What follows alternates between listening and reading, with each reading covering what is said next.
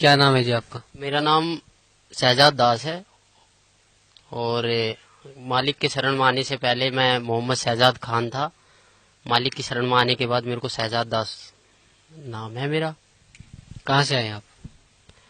मैं गुड़गांव, जिला गुड़गांव, गांव कासन, जिला गुड़गांव से आया हूँ। संत रामपाल जी महाराज की शरण में आने से पहले आप कौन सी भक्ति करते थे? संत रामपाल जी महाराज की शरण में आने से पहले मैं एक मुसलमान समाज में से हूँ और मेरे को शुरू से ही हमारे जो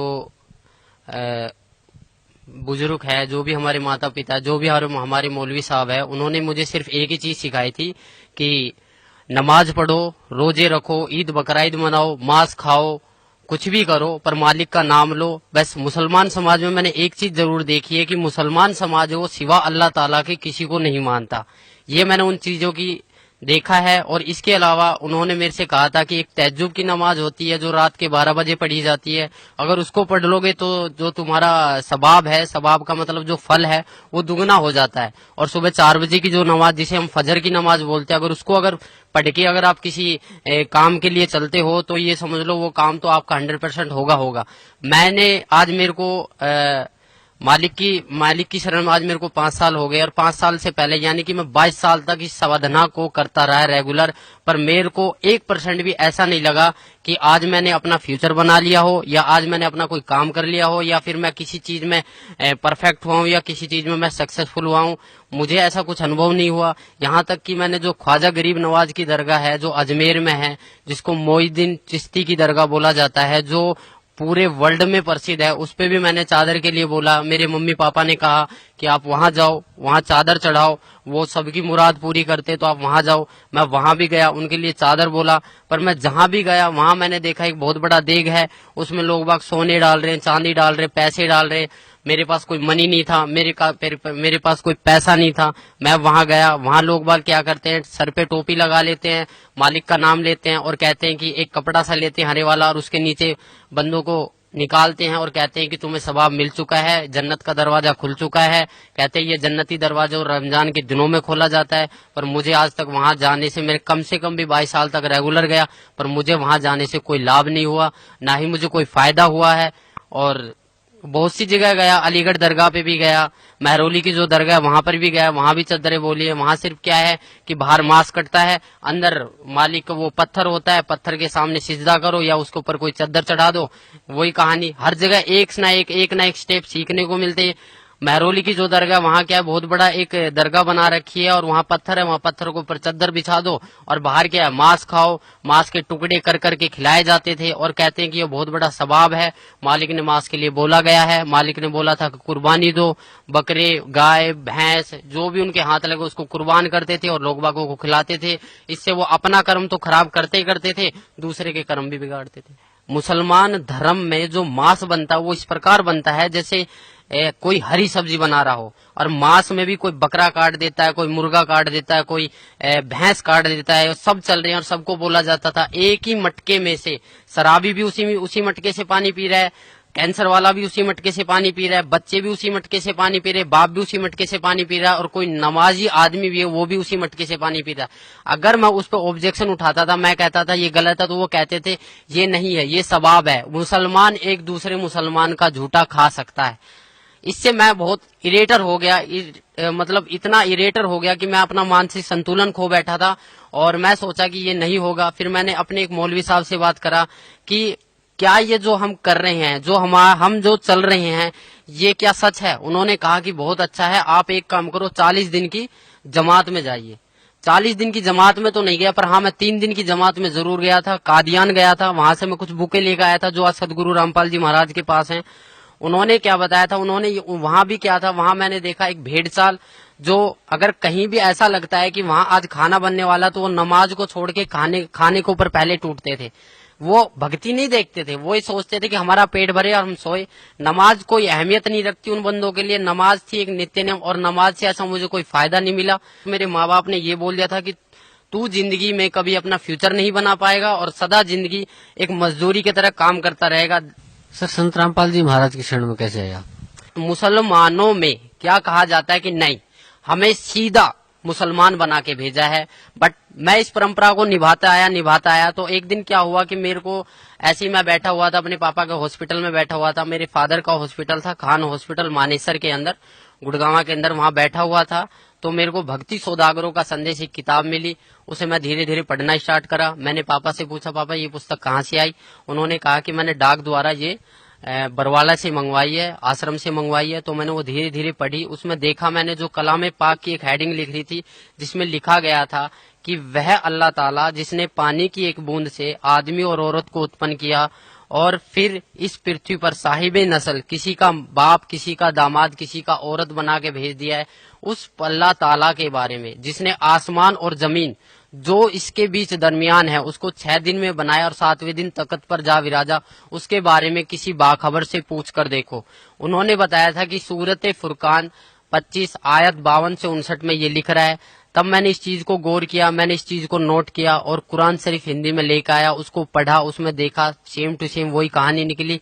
मेरा दिमाग घूम गया। मैं सोचने लग गया कि ये ज्ञान और एक हिंदू समाज के आदमी के पास और इतने एक कलाम पाक का ज्ञान एक हिंदू समाज के आदमी के पास कैसे आया। मैंने फिर उसको और ज्यादा गहराई से पढ़ना स्टार्ट किया। मैं 2-2, 3-3 घंटे खाली पेट उसे पढ़ता रहा। धीरे धीरे मुझे ज्ञान हुआ। एक दिन मैंने निर्णय ले लिया कि मैं आज से जब भी दुकान खोलूंगा तो पूर्ण परमात्मा संत रामपाल जी महाराज का नाम लेके ही खोलूंगा। नया हॉस्पिटल था, मैंने स्टार्टिंग से ही दुकान पूर्ण परमात्मा संत रामपाल जी महाराज के नाम से खोलना स्टार्ट करा। और मैंने अंदर ही अंदर एक प्रेरणा बनाई कि मालिक मैं इतना अभी अपने पैरों पर खड़ा नहीं हूँ। अगर मैं अपने पैरों पर खड़ा हो गया या मैं जो मेरे घर वाले मुझे बोलते हैं या मुझे ऐसा लगा कि मालिक अगर आप ही भगवान हो, आप ही ईश्वर हो, आप ही गॉड हो, तो मुझे कम से कम इतना ज्ञान दे दो ताकि मैं आपके पास आ सकूं। तो धीरे धीरे मैं जब दुकान खोलता तो दुकानों की प्रोग्रेस होने लगी। इतना प्रोग्रेस हुआ कि जब भी मैं धीरे एक बार आया, मैं गांव में पूछा मैंने कि यहाँ पर मेरे को जाना है एड्रेस पे। तो उन्होंने बताया कि एक हमारे मुरारी भगत जी थे, उन्होंने वहां का एड्रेस दिया कुछ होने। वहां पर मैं गया, वहां पर मालिक की तस्वीर देखी। मैं बोला मुझे यहाँ जाना था। जब तक मुझे नहीं पता था कि मालिक करोथा को छोड़ के बरवाला में आ चुके हैं। तो उन्होंने कहा था कि हम उस दिन जाएंगे 7वें महीने की 11 तारीख को। मैं यहाँ पर आया छोटे आश्रम बरवाड़ा पे, मैंने यहाँ नाम लिया। और नाम लेने के बाद जब मालिक से मैंने बताया कि मालिक मैं ऐसे ऐसे कष्टों से उभर कर आया हूं, तो मालिक ने मेरे को बहुत प्यार करा और बोला बेटा करोड़ों के ऊपर तेरी मेहर हुई है और तू इस भक्ति पर डटा रह, इस भक्ति पर डटा रहा। अगर नियमों में रहा तो तू जिंदगी में वो चीज पा जाएगा जो तूने कभी कल्पना भी नहीं करी होगी। तो संत रामपाल जी महाराज जो आपके पूज्य गुरुदेव हैं, उनसे नाम उपदेश लेने के बाद आपको क्या लाभ मिला? सबसे पहले नाम उपदेश लेने के बाद मैंने जो मेरा मनुष्य जन्म था वो सुधरा। मैंने मांस खाना छोड़ दिया। मैं उस मुसलमान समाज के प्रति जो एक सद्भावना थी, जो एक मैं खोज रहा था अल्लाह ताला को, जो मैं एक देखना चाहता कि अल्लाह ताला कौन था, उसके बारे में मुझे पता लगा। फिर मैंने यहाँ से जितने भी अपने मुसलमान भाई हैं, जितने भी अपने मुल्ला काजी, उनसे पूछा कि भैया ऐसे इस बात है। दुआ सलाम भी करता था, सारे काम करता था। वो 2-4 बार मेरी बातें सुनते थे। एक मैं मौलवी साहब से पूछने गया, वहाँ 4-5 उनके शिष्य बैठे थे। मैंने बोला जी अस्सलाम वालेकुम, उन्होंने कहा वालेकुम अस्सलाम। तो ऐसे ही माइंड में पर्सन घूम गया। मैंने कि जी इसका मतलब क्या होता है कि हम जो दुआ सलाम करते हैं अस्सलाम वालेकुम और वालेकुम सलाम। तो हालांकि उन्होंने जवाब अपने तरीके से सही दिया, बट मुझे उसमें से कोई संतुष्टि नहीं हुई। फिर मेरा दूसरा जो क्वेश्चन था, मैंने कि आप एक बात बताइए कि अल्लाह ताला, आप कहते हो कि अल्लाह ताला बेजून है, निराकार है, अल्लाह ताला दिखाई नहीं देता, अल्लाह ताला को पाने की कोई विधि? वो कहते हैं जी जकात निकालो। जकात का मतलब होता है कि अपना जो पैसा होता है उसको मालिक की राह में कुर्बान कर दो, मालिक की राह में दान कर दो। मैंने बोली जी कैसे दान करते हैं? बोला जी आप एक काम करो, जकात का मतलब होता है कि आप चावल में मांस बनवाइए और उसको गरीबों में बंटवाइए। तो मैंने वहां से ये ठान लिया कि मैंने सोचा कि जो ये बंदा बोल रहा है, मैं बोला जी इसका परिणाम जो है हमारी कुरान शरीफ में है। उन्होंने बोला जी कुरान शरीफ में नहीं है, हदीस में है। मैं बोला जो आसमानी किताबें उतरी है, हमारी कुरान शरीफ उतरी है, तौरेत उतरी है, इंजील उतरी है और जम्बूर उतरी है, इनके अलावा अगर आप मेरे को कोई और किताब दिखाओगे तो मैं कैसे मान लूंगा। बोला जो कुरान शरीफ है उसमें तो खाली अरबी भाषा है और जो हदीस है उसके मायने हदीस में है। मैं बोला फिर जो कुरान शरीफ हिंदी में निकल रही है उसका क्या अर्थ है। बोला वो किसी ने गलत चला दिया, उसमें कुछ मायनों का अर्थ कुछ गलत होता है। तो इसी प्रकार मुझे भटकाया गया, मैं बहुतों से मिला। इसके बाद जो भी मुझे संतुष्टि हुई सदगुरु रामपाल जी महाराज के चरणों में आने से हुई है। और इसके अलावा किसी भी मुसलमान पंथ या किसी भी मुसलमान प्रवक्ता के पास ऐसा कोई भी मार्ग नहीं है। मैं खुद एक मुसलमान होके आप सभी भाई बहनों को ये बताना चाहता हूँ कि जितना भी मैंने नमाज पढ़े, मुझे पता है नमाज में क्या पढ़े, नियत बांधते हैं उस अल्लाह ताला के बारे में, फिर बोलते हैं सना सुबहानक अल्लाहुम्मा व बिहम्दिका व तबारक अस्मुका।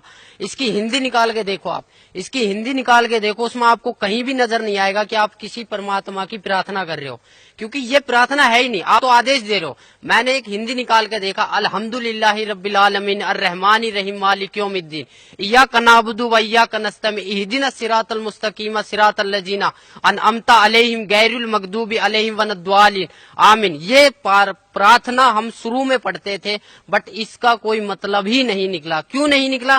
क्योंकि इसमें कोई प्रार्थना की चीज है ही नहीं।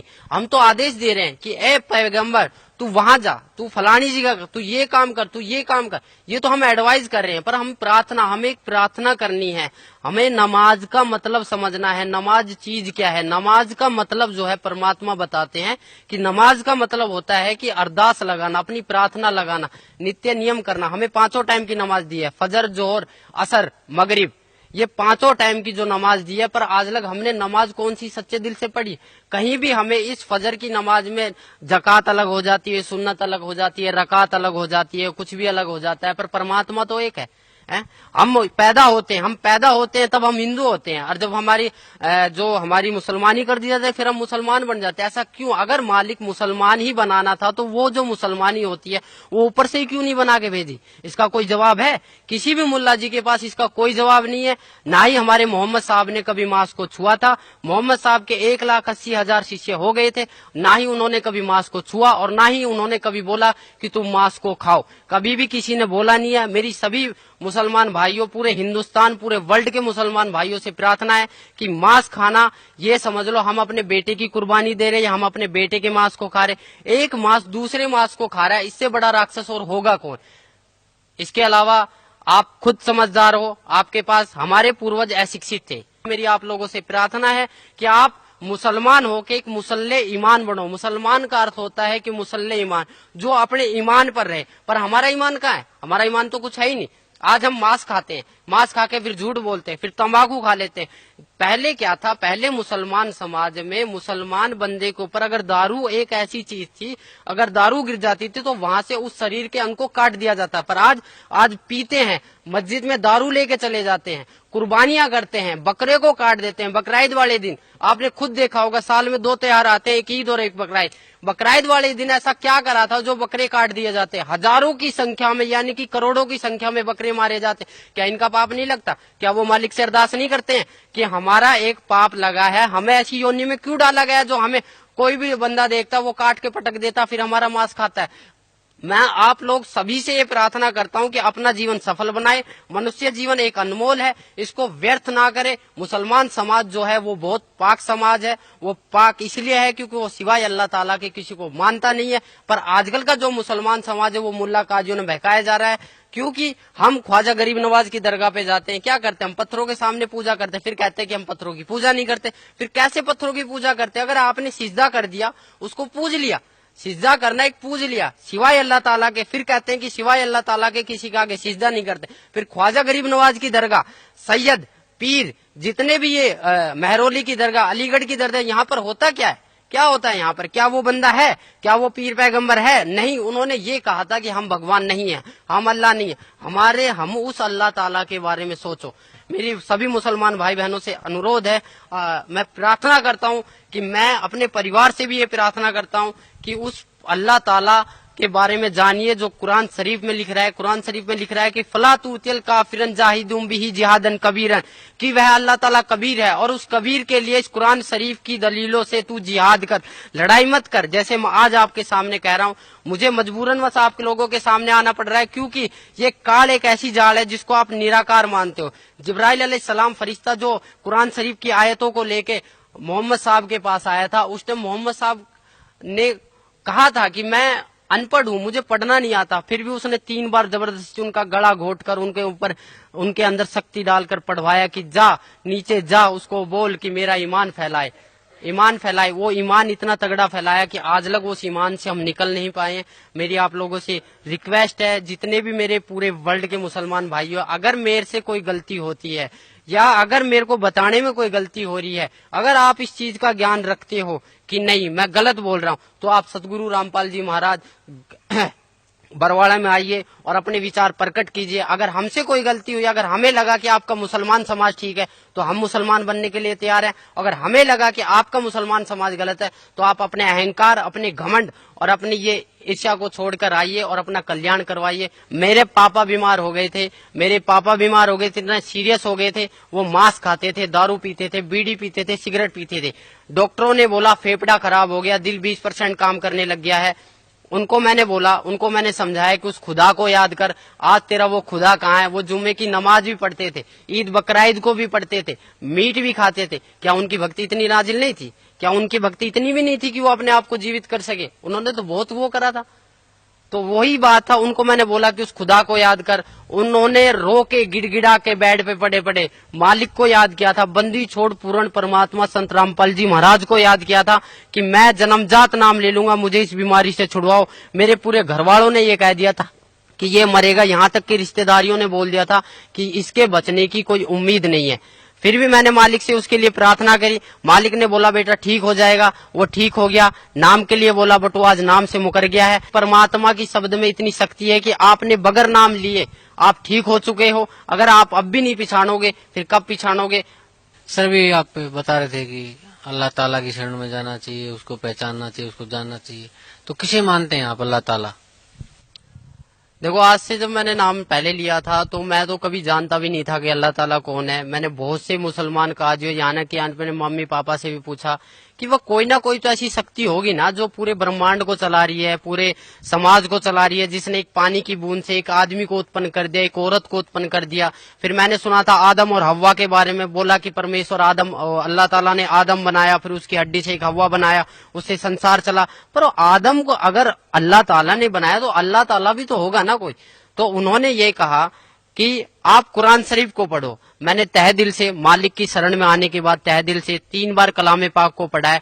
वहां पर मुझे एक एक चीज के अरब का पता लगा। उसमें एक सूरत आती है औज़ु बिल्लाहि मिनश शैतानिर रजीम बिस्मिल्लाहिर रहमानिर रहीम, कि शुरू करता हूँ उस अल्लाह ताला के नाम से जो सबसे बड़ा है और अपने बंदे के गुनाहों को माफ करने वाला है। हमारा जो मैटर है वो ये है कि हमने एक सूरत फुरकानी 25-52 से 59 तक में पढ़ा था कि फला तुतिल काफिरन जाहिदुम बिही जिहादन कबीरन। इसमें कबीर परमात्मा को जो बड़ा बोला गया है। मैंने बहुतों मुसलमान काजियों से पूछा कि कबीर का अर्थ क्या है, कि कबीरा गुनाह है। कौन सा गुनाह है? पाप का है, चोरी का है, डकैती का है। बोला कबीरा गुनाह है जिसकी कोई माफी नहीं हो सकती। उन्होंने सब एक अज्ञान रूपी के कारण बहकाया हुआ था। असली ज्ञान ये था, मालिक के द्वारा दिया और था कि कबीर इज गॉड है, कबीर ही अल्लाह ताला, अल्लाहू कबीर है, नोट है अल्लाहू अकबर। अल्लाहू अकबर बोलो या अल्लाहू कबीर है बोलो, बात एक ही है, वह अल्लाह कबीर है। और बड़े का मतलब होता है कबीर। अगर बड़े को लेके चलते हैं तो इसका अर्थ ये बनता है कि शुरू करता हूँ उस अल्लाह ताला के नाम से जो कबीर है और अपने बंदों के गुनाहों को माफ करने वाला है। उस हजरत मोहम्मद साहब जो हमारे नबी है, जो पीर पैगंबर थे, जिनको नबी का दर्जा दिया गया, उनको भी जिंदा महात्मा के रूप में मिले थे जब उन्होंने अपनी शब्द से गाय को मार दिया था और उनसे जीवित नहीं हुई थी। उन्होंने जाके एक गुफा में रोए, घर को बंद करके रोए कि अल्लाहू कबीर है, गिड़गिड़ाए अल्लाहू कबीर है, अल्लाहू कबीर है। तो वो एक सूक्ष्म रूप घर कर आए, तब उन्होंने कहा था कि मेरी गाय को जीवित कर दो। तब उन्होंने कहा था जाओ मोहम्मद आपकी गाय जीवित हो जाएगी। तब एक सूक्ष्म रूप में वो आए और उनकी गाय जीवित करी और वो चले गए। तब से मोहम्मद साहब की महिमा बनी। जिस दिन को गाय को काटा गया था, जिस दिन को गाय को काटा गया था, वो मुसलमान भाइयों ने अपनी डायरी में लिख लिया। उसी दिन से ये जीव हत्या का प्रथा चलने लगी है। अगर आपको मेरी बात पे यकीन नहीं है, अगर आपको मेरे ऊपर विश्वास नहीं है, तो आप अपने खुद मुल्ला काजियों से पूछो जाके कि आखिरकार में जो रमजान था, रमजान में जो चारों किताब निकली थी, जो कुरान शरीफ उतरी थी, ऐसा मोहम्मद साहब जब इतने प्यारे थे, अल्लाह ताला के इतने प्यारे नबी थे, तो उनका जो एंड हुआ था वो इतना बुरा क्यों हुआ था? अगर आपको मेरी बात पे यकीन नहीं है तो आप मौलवी साहबों से जाके पूछो, उनको खंगालो, उनको देखो वो कितने जानते हैं। अगर आपको तब भी प्रश्न का उत्तर ना मिले तो आप यहाँ पर आइए, बरवाड़ा सत्संग में आइए, सुनिए, मालिक से विचार कीजिए, यहाँ पर ज्ञान लीजिए। अगर आपको फिर भी विचार का, यहाँ पर आपको सारे प्रश्नों के उत्तर दिए जाएंगे। यहाँ पर आपको एक संतुष्टि करी जाएगी चारों ओर से। हम सिर्फ एक आत्मा है, हम सिर्फ एक मानव है। हमारा धर्म जो मानव है, हमारा हिंदू मुसलमान सिख ईसाई से कोई लेना देना नहीं है। अगर इस जाति प्रथा को आप सदा जिंदगी चलाते रहोगे तो कभी भी आप अल्लाह ताला की प्राप्ति नहीं कर पाओगे। नमाज, रोजा बंक नमाज दईरे, बिस्मिल की नहीं बात करे, ये मालिक की वाणी है। रोजा बंक नमाज दई रे, बंक माने अजान, अजान जो लगाते हो, अजान का मतलब क्या होता है? अजान का मतलब ही क्या होता है? अल्लाहु अकबर, अल्लाहु अकबर, अशहदु अन ला इलाहा इल्लल्लाह, अशहदु अन ला इलाहा इल्लल्लाह, अशहदु अन्ना मुहम्मद रसूलुल्लाह, अशहदु अन्ना मुहम्मद रसूलुल्लाह, हय्या अलस सलाह, हय्या अलस सलाह, हय्या अलल फलाह, हय्या अलल फलाह, कद कामती सलाह, कद कामती सलाह, अल्लाहु अकबर, अल्लाहु अकबर, ला इलाहा इल्लल्लाह। इसका मतलब क्या है? आज लग ना तो हमने कभी कोशिश करी, बस एक आवाज आती है उसके पीछे हम चल देते हैं। जैसे एक भेड़ जा रही है, उसको पता है मैं मरने जा रही हूँ, फिर भी हजारों की संख्या में से एक भेड़ निकलती है उसके पीछे, फिर एक छोटी सी भेड़ उससे निकलती है कि ये आखिरकार में भेड़ जा कहाँ रही है। वो भेड़ जाके देखती है शॉर्टकट रास्ते से, उसे पता लगा कि बहुत बड़ा कुआ है, उसके अंदर सारी भेड़ गिर रही है और सब चिल्ला रही कि यहाँ मत आओ, यहाँ मत आओ।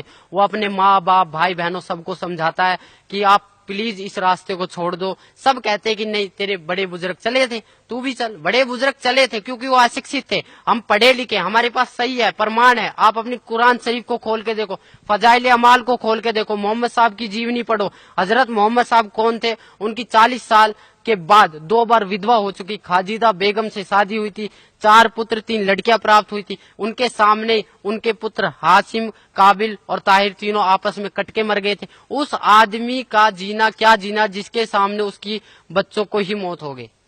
आप खुद बताइए, यह आपके ऊपर डिपेंड करता है, मेरे ऊपर नहीं, यह आपके ऊपर डिपेंड करता है कि जो क्यों चल रहा है ये आपके लिए चला, ये उस मालिक का फरमान है। अगर आप समझ जाओ तो जल्दी आ जाओगे, नहीं मालिक की वाणी है, गरीब दास ये वक्त जाता है, रोओगे इस पैरों। हकीकत में जब यहाँ पर लेट आओगे तो आपके पास कुछ नहीं मिलेगा। सिकंदर सिंह लोधी ने नाम लिया था, वीर सिंह बंगेल ने लिया था, शेख फरीद ने 12 साल कुएं में उल्टा लटक के बोला था कौवों से कि मेरे मांस को खा लो, आंखों को छोड़ दो, मुझे अल्लाह ताला का दीदार करना है। जब अल्लाह ताला का दीदार करना है तो अल्लाह ताला को बेजून क्यों बताए? खुद कबीर परमेश्वर उनके पास आए, वो बोले कि नहीं भाई कौन है, मुझे छोड़ दो, मुझे कुएं में लटकने दो। बोले ए बंदे, ए मुसलमान, तू लटक क्यों रहा है? न बोले जी मुझे अल्लाह ताला का दीदार करना है। जब तू अल्लाह ताला का दीदार करना चाहता तो अल्लाह ताला को निराकार क्यों बताता है? तब से शेख फरीद का थोड़ा माइंड चेंज हुआ, बोले कि यह कोई अल्लाह ताला की शक्ति है। तब उन्होंने सतभक्ति पे राह पे चले थे, आज वो भी पार हुए हैं, मालिक की रजा हुई है। हमारे सभी मुसलमान भाइयों पे मालिक की रजा हो रही है। आपको अगर मेरी बात कड़वी लगे या मेरी बातों से आपके प्रति कोई दुख आए या मैंने किसी के प्रति कोई गलत व्यवहार किया है, आप खुद देखो अपनी कलाम पाक को उठा के, ना तो कहीं पर मुसलमान के बारे में ये लिखा है कि मुसलमान के लिए कुर्बानी लिख रही है। कुर्बानी का मतलब था कि अल्लाह ताला की राह पे अपनी बुराइयों को कुर्बान कर देना, ना कि बकरे को काट देना, मुर्गे को काट देना। हम जितने भी महीने साल में 2 जो त्योहार आते हैं, इसमें हम जितनी भी कुर्बानियां करते हैं, ये हमारे पाप कर्म जोड़ रहा है काल। अगर इससे आप मेरी बातों से अगर आपको थोड़ा बहुत भी कुछ मिले तो मैं आपसे रिक्वेस्ट, आपसे प्रार्थना, या मेरे को कुछ भी समझ के बोल दीजिए, मैं उस परमेश्वर का कुत्ता हूँ जो आपको भोंक रहा हूँ और आपको जगाने की कोशिश कर रहा हूँ। आप आइए यहाँ, आपको अगर कोई दिक्कत आती है, कोई शंका समाधान आती है तो आप ज्ञान चर्चा कीजिए। अपने मुल्ला काजियों को भी उठा के लाइए जिन्होंने अब तक हमें इस राह से भटकाया है, अब तक हमें इस राह से भटकाया। अगर वो उसी टाइम ये बोल देते जब मांस को काटने लगे थे कि कलमे पढ़ने से जो मांस खाया जा रहा है वो हराम है, वो गुनाह है, उसकी सजा बहुत बुरी होगी। तो आज जितना भी मुसलमान समाज है ये मांस को नहीं छूता। इन्हीं की वजह से आज जो भी मुसलमान समाज का बंदा वो शुरू से मांस खाने लग जाता। जब हमें मालिक ने यहाँ भेजा था तो कुछ नियम बना के भेजे थे, उस नियमों को अगर हम तोड़ते तो हम सीधा शैतान के पास जाएंगे, जहन्नुम में जाएंगे, दोजख की आग में जलेंगे। ये उस मालिक का फरमान है। अगर हम नियम पर चलेंगे, उस अल्लाह ताला की भक्ति करेंगे, उस अल्लाह ताला की इबादत करेंगे जो वास्तव में अल्लाह ताला है, जो खुदा है, जिसको वास्तव में खुदा बोला जाता है, वह खुदा कबीर परमेश्वर है, उसका सत्य ज्ञान है। उसका सत्य ज्ञान सिवाय सतगुरु रामपाल जी महाराज के अलावा इस पृथ्वी पर कोई देने वाला ना है और ना है और ना रहेगा। मुल्ला काजियों में अगर इतना ही दमखम है तो मेरे को एक ही बात बता दो कि वो कुरान शरीफ के बारे में इतना सब कुछ जानते हुए भी हमारे मुसलमान भाइयों को भटकाया क्यों? क्यों नहीं कहा कि भैया इसके बारे में ये लिखा है कि उस बाखबर से पूछ कर देखो, उस इल्म वाले से पूछ कर देखो। अगर आप लोगों के पास थोड़ा सा भी अगर ज्ञान था, थोड़ा सा भी अगर ध्यान था, थोड़ा सा भी अगर आप उस मालिक से डरते थे तो आपको मुसलमान समाज भटकाना नहीं था, जो कि आज के मुसलमान समाज को, आज के युवा पीढ़ी मुसलमान समाज के बच्चों को जरूरत है। मेरी अपनी युवा पीढ़ी से, मेरे अपने मम्मी पापा से, मेरे अपने पूरे मुसलमान समाज से, मेरे अपने पूरे मुसलमान धर्म के लोगों से, मेरे अपने पूरे मुसलमान धर्म के माइयों बहनों से, सबसे मैं रिक्वेस्ट करता हूँ, प्रार्थना करता हूँ कि आप एक बार इस आश्रम में आइए।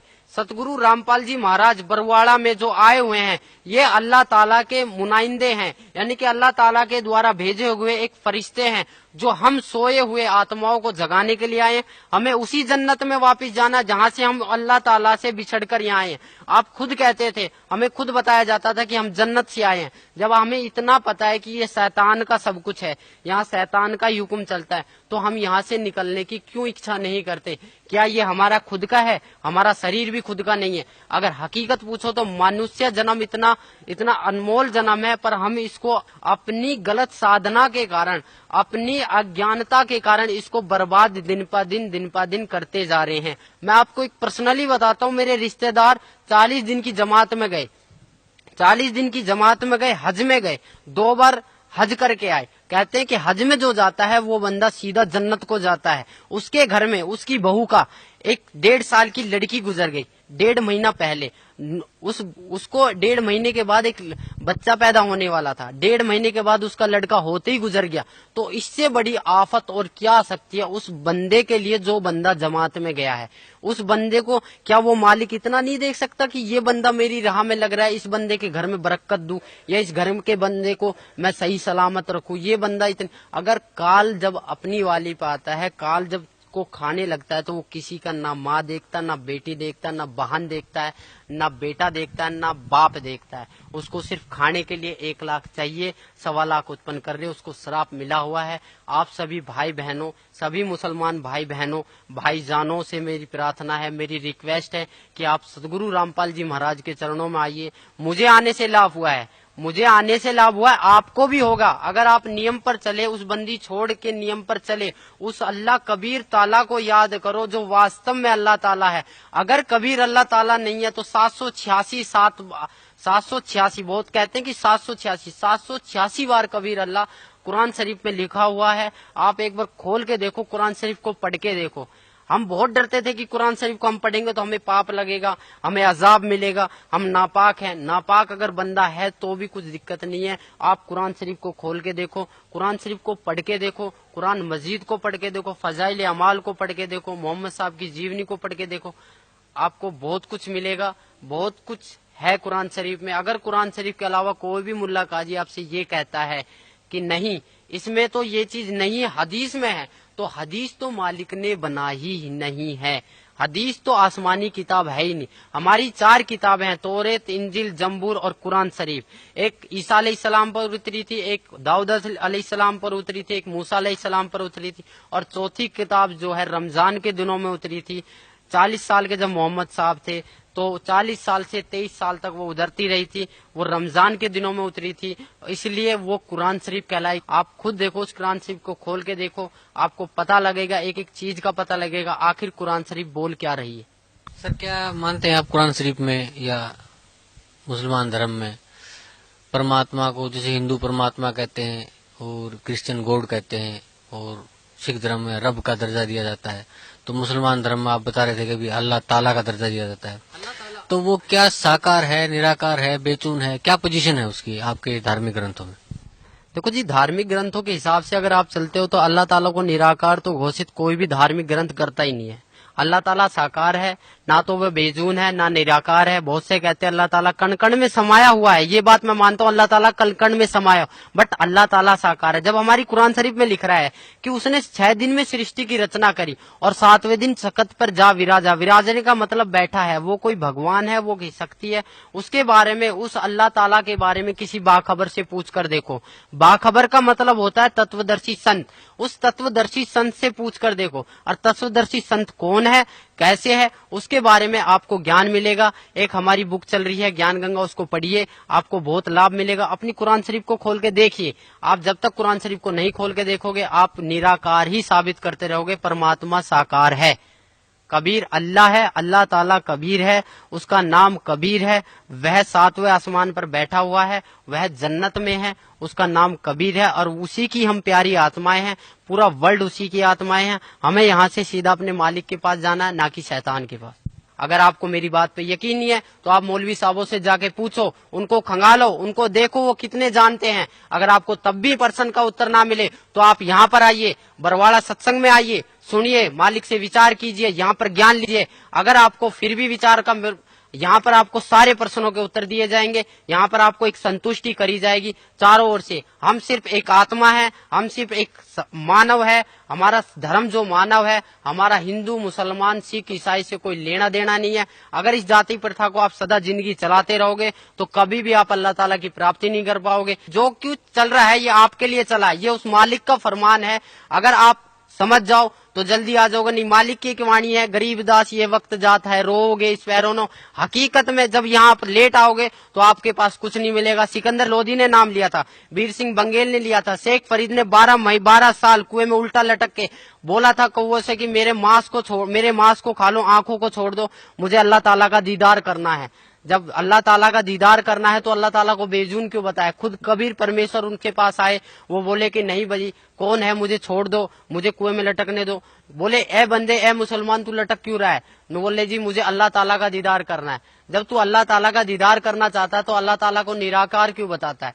तब से शेख फरीद का थोड़ा माइंड चेंज हुआ, बोले कि यह कोई अल्लाह ताला की शक्ति है। तब उन्होंने सतभक्ति पे राह पे चले थे, आज वो भी पार हुए हैं, मालिक की रजा हुई है। हमारे सभी मुसलमान भाइयों पे मालिक की रजा हो रही है। आपको अगर मेरी बात कड़वी लगे या मेरी बातों से आपके प्रति कोई दुख आए या मैंने किसी के प्रति कोई गलत व्यवहार किया है, आप खुद देखो अपनी कलाम पाक को उठा के, ना तो कहीं पर मुसलमान के बारे में ये लिखा है कि मुसलमान के लिए कुर्बानी लिख रही है। कुर्बानी का मतलब था कि अल्लाह ताला की राह पे अपनी बुराइयों को कुर्बान कर देना, ना कि बकरे को काट देना, मुर्गे को काट देना। हम जितने भी महीने साल में 2 जो त्योहार आते हैं, इसमें हम जितनी भी कुर्बानियां करते हैं, ये हमारे पाप कर्म जोड़ रहा है काल। अगर इससे आप मेरी बातों से अगर आपको थोड़ा बहुत भी कुछ मिले तो मैं आपसे रिक्वेस्ट, आपसे प्रार्थना, या मेरे को कुछ भी समझ के बोल दीजिए, मैं उस परमेश्वर का कुत्ता हूँ जो आपको भोंक रहा हूँ और आपको जगाने की कोशिश कर रहा हूँ। आप आइए यहाँ, आपको अगर कोई दिक्कत आती है, कोई शंका समाधान आती है तो आप ज्ञान चर्चा कीजिए। अपने मुल्ला काजियों को भी उठा के लाइए जिन्होंने अब तक हमें इस राह से भटकाया है। सर अभी आप बता रहे थे कि न हम हिंदू हैं, न मुसलमान हैं, न सिख हैं, न ईसाई हैं, हम सिर्फ एक आत्मा हैं। तो आत्मा की मुक्ति कैसे संभव हो सकती है? आत्मा की मुक्ति सतभक्ति से ही संभव हो सकती है। सतभक्ति का मतलब यह है कि हमें सबसे पहले अपने गुरु की तलाश करनी पड़ेगी, एक तत्वदर्शी संत की तलाश करनी पड़ेगी। वो हमें उस अल्लाह ताला, उस खुदा का मार्ग बताएगा, वो अल्लाह ताला के मार्ग की विधि बताएगा। उस विधि पर चलने से, उसके पथ पर चलने से हम इस शरीर को, जो हमारा नासवान शरीर है, इसको हम छोड़कर अपने मालिक के पास चले जाएंगे। इसी से ही आत्मा की मुक्ति हो सकती है, ना तो नमाज पढ़ने से, ना रोजा रखने से, ना बकरों को हलाल करने से, ना गायों को हलाल करने से, न मुर्गों को हलाल करने से। इससे ना तो किसी को मुक्ति मिली है और ना ही कोई मुक्त हो पाएगा। तो सर इस जहान में कौन है वो तत्वदर्शी संत जो हमें मुक्ति प्रदान कर सकता है? इस पृथ्वी पर एक सतगुरु रामपाल जी महाराज जी हैं, जो हमें, वो अल्लाह ताला के नुमाइंदे हैं, वो अल्लाह ताला के फरिश्ते हैं, वो अल्लाह ताला के भेजे हुए एक पैगंबर हैं। अगर आप उनके पास आके नाम दीक्षा, जो भी वो अल्लाह ताला की विधि आपको बताए, उसको अगर आप अपने सच्चे मन से एक तड़प के साथ, जिस प्रकार आप एक नमाज को तड़प के साथ, जिस प्रकार एक आप रोजे को तड़प के साथ करते हो, उसी प्रकार आप इस विधि को भी तड़प के साथ अगर कर लो तो आप 100%, 101% आप पार हो जाओगे और उस जन्नत में चले जाओगे जहां वास्तव में ही खुदा है, जहां वास्तव में ही अल्लाह ताला है, जो साकार बैठा है, जो हमारे लिए बहुत रोते हैं, जो जिनसे हम बिछड़ के बहुत दुखी हुए हैं। इस संसार में ऐसा कोई सा भी मनुष्य नहीं है जिसके ऊपर दुखों का आप पहाड़ नहीं पड़ा है। अगर वो दुखों का निवारण और इस संसार, इस काल के जाल से छूटना चाहता है, इस शैतान के जाल से, तो वो सतगुरु रामपाल जी महाराज की शरण में आए। यही वो खुदा है, यही वो गॉड है, यही वो ईश्वर है, यही वो भगवान है, यही वो अल्लाह ताला है, यही वो अल्लाह ताला है, यही वो खुदा है जो आपको इस काल के जाल से मुक्त करवा सकते हैं। अन्यथा इस पृथ्वी पर ना तो किसी मुसलमान के प्रवक्ता के बस की है, ना किसी नमाज के पढ़ने से होगा, ना रोजे रखने से होगा, ना ही आपको कुरान ईद और बकरा ईद मनाने से होगा, ना ही आपको मांस काटने से होगा। सबसे पहले आप आइए और मांस को छोड़ने की कष्ट कीजिए, क्योंकि हम जितनी जीव हत्या करेंगे उतना ही हमारा पाप कर्म बढ़ता ही चला जाएगा। ये कुरान शरीफ में भी लिख रहा है कि मनुष्य अपने जीव के स्वाद के लिए इस कर्म को कर रहा है, अन्यथा कोई कर्म नहीं है। ना ही तो कहीं मुसलमान वो कुरान शरीफ में लिख रहा है, ना ही कहीं फजाइल अमाल में लिख रहा है। आप किसी भी एक अच्छे मौलवी काजी से पूछोगे कि आप इस मीट को जायज है नाजायज, तो वो 100% आपको यही बोलेगा कि ये नाजायज है, खाली एक जीव का स्वाद है, इसके अलावा और कुछ नहीं। अगर आप मालिक के पास जाना चाहते हो, सब एक भाई हो, सभी एक बाप की संतान हो, उस बाप को पहचानो और उस बाप की शरण में आइए। और इसके अलावा आप लोगों से क्या कहूँ, आप सब समझदार हो, मेरे से ज्यादा आप पढ़े लिखे हो, मेरे से ज्यादा आप जानकारी रखते हो। जितने भी मुल्ला काजी, जितने भी काजी साहब, जितने भी मुसलमान भाई मेरे सब चीजों को सुन रहे हैं, मेरी आवाज आप तक कानों तक जा रही है, तो प्लीज मेरी आपसे अरदास है, मेरी एक रिक्वेस्ट है, मेरी एक प्रार्थना है कि कम से कम आप उस कुरान शरीफ को खोल के देखो जो आपने 20-25 साल से वो कुरान शरीफ खोल के नहीं देखी। जब तक आप उस कुरान शरीफ को खोल के नहीं देखोगे, तब तक इस ज्ञान को पाना, उस अल्लाह ताला को पाना आपके लिए इम्पॉसिबल नहीं, बड़ा कठिन सवाल हो जाएगा। आज तक हमें खुद नहीं पता कि वो अल्लाह ताला कौन है, और हम अपने बच्चों को क्या बताएंगे कि वो अल्लाह ताला कौन है। जी धन्यवाद भाई साहब।